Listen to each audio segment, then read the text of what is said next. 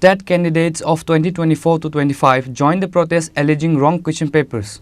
They gathered in front of the education building in Office Lane on Saturday and joined the protest.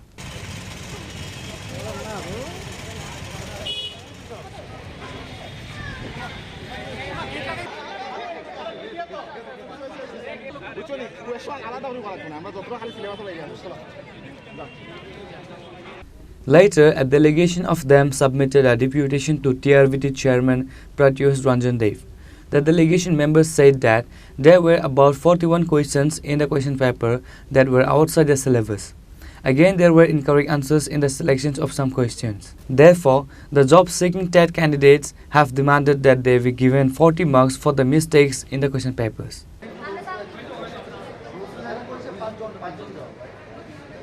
আমাদের মূলত দাবি ছিল আমাদের যে সিটিপি পার্টে আছে ওখানে কিছু কোশ্চেন ভুল আছে, কিছু কোশ্চেন আউট অফ সিলেবাসের আছে অন্তর্ভুক্ত।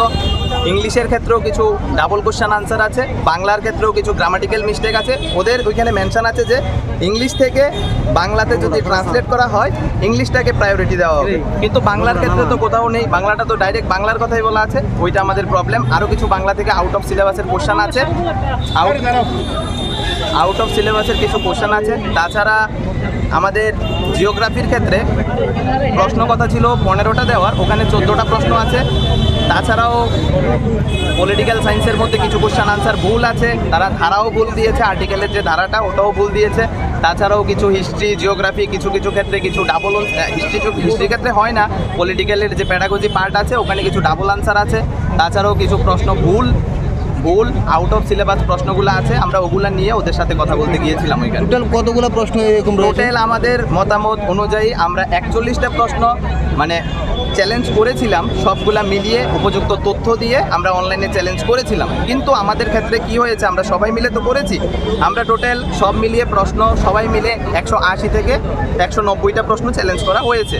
তো চ্যালেঞ্জ করার পর দেখা গিয়েছে কি আমাদের 70টার মতন কোশ্চেন, মানে হতে পারে একটা প্রশ্ন কেউ 4 বার করেছে 5 বার করেছে, এমন 70টার মতন প্রশ্নের মধ্যে নাল জাতীয় যে ব্যাপারটা আছে ওটা এসেছে। পেমেন্ট রিসিভ হয়েছে, পেমেন্ট মানে ব্যাংক থেকে রিসিভ হয়েছে, কিন্তু নাল অপশান এসেছে ওইটার মধ্যে। আর টেট 1 পরীক্ষা দিয়েছিলাম 4 তারিখ 4 তারিখ এপ্রিল। তো আজকে আমরা মানে অনেকদিন আগে টেন্টেটিভ আনসার কি দেওয়া হয়েছে, আর আনসার কি দেওয়া মানে দেখা গেছে যে একটা কোয়েশনের 2টা আনসার হয় এবং একটা 2022 সালে একটা আসতো, মানে একটা প্রশ্ন আসতো যেটার একটা আনসার দিচ্ছে, আবার এইবার নতুন করে দিচ্ছে পরে তো আরেকটা আনসার দিয়ে দিচ্ছে।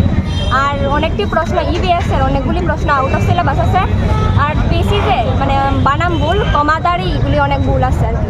মানে কি সমস্যাটা কি?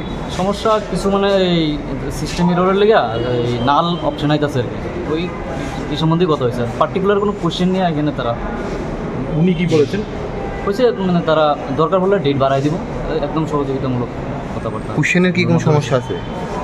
কোশ্চেনের সমস্যা নিয়ে আছে, আর তার সাথে মানে আপনার কি সমস্যা? সমস্যা তো আছে, এই কারণেই আমরা কি কোশ্চেনের কি সমস্যা? কোশ্চেন পেসিজে ভুল আছে, ওয়ার্ড ভুল আছে, তারপরে পেসিজে যে আপনার এই কবিতার বেসিস আছে ওইখানে ওয়ার্ড চেঞ্জ আছে, দাঁড়িকমা নাই ঠিক মতো।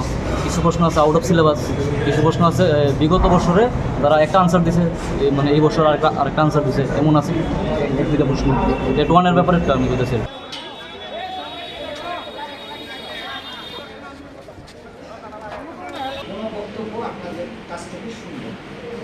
Reported by Amit from Agartala, Chini Khorang.